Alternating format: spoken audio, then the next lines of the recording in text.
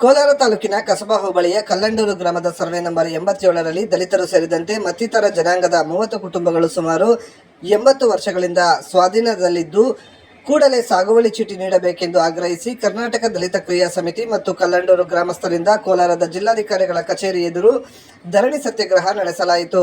ಈ ವೇಳೆ ಮಾಧ್ಯಮಗಳೊಂದಿಗೆ ಹಿರಿಯ ದಲಿತ ಮುಖಂಡ ಚಂದ್ರಶೇಖರ್ ಸೋಮವಾರ ಮಧ್ಯಾಹ್ನ 12 ಗಂಟೆಯಲ್ಲಿ ಮಾತನಾಡಿ, ಭೂ ಮಂಜೂರಾತಿಗಾಗಿ ಹಲವಾರು ವರ್ಷಗಳಿಂದ ಹೋರಾಟ ಮಾಡುತ್ತಿದ್ದು ಮಂಜೂರಾತಿ ಕಡತವು ಸಾಗುವಳಿ ಚೀಟಿ ನೀಡುವ ಹಂತದಲ್ಲಿದೆ.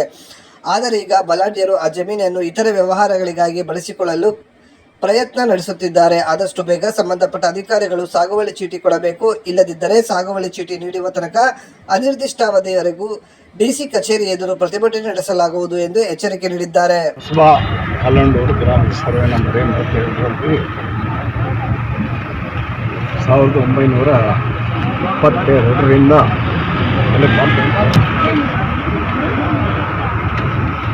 ಕಲ್ಲಂಡೂರು ಗ್ರಾಮಸ್ಥರು, ಹರಿಜನರು, ಗಿರಿಜನರು ಮತ್ತು ಇತರೆ ಜನಾಂಗದವರು ದರಖಾಸ್ತು ಅರ್ಜಿ ಸಲ್ಲಿಸಿ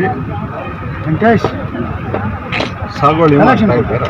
ಸುಮಾರು 100 ಎಕರೆ ಜಮೀನಿನಲ್ಲಿ ಇವ್ರಿಗೆ ದರಖಾಸ್ತು ದಾಖಲೆ ಫೈಲ್ ರೆಡಿ ಮಾಡಿದ್ದಾರೆ. ಸೆಕ್ರೆಟ್ರಿ, ವಿಲೇಜ್ ಅಕೌಂಟೆಂಟು, ಸರ್ವೇಯರು ಮತ್ತು ಎಲ್ಲ ಇಲಾಖೆಯವರು ಸಹ ಬ್ಲಾಕ್ನಲ್ಲಿ ವಿಂಗಡಿಸಿ ಇವ್ರಿಗೆ ಪೊಸಿಷನ್ನಲ್ಲಿ ಇರೋದನ್ನು ರುಜುವಾತು ಮಾಡಿದ್ದಾರೆ. ಆದರೆ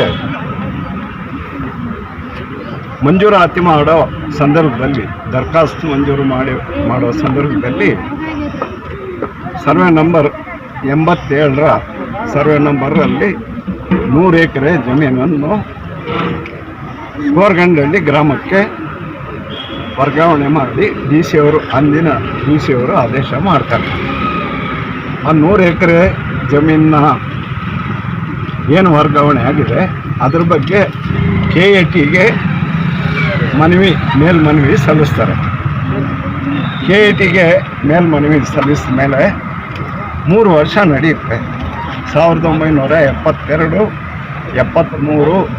74 3 ವರ್ಷ ನಡೆದ ಮೇಲೆ KATನಲ್ಲಿ ಸರ್ವೆ ನಂಬರ್ ಏನು 100 ಎಕರೆ ಜಮೀನು ಕೋರ್ಗಂಡಳ್ಳಿ ರಾಸುಗಳಿಗೆ ವರ್ಗಾವಣೆ ಮಾಡಿದ್ದಾರೆ.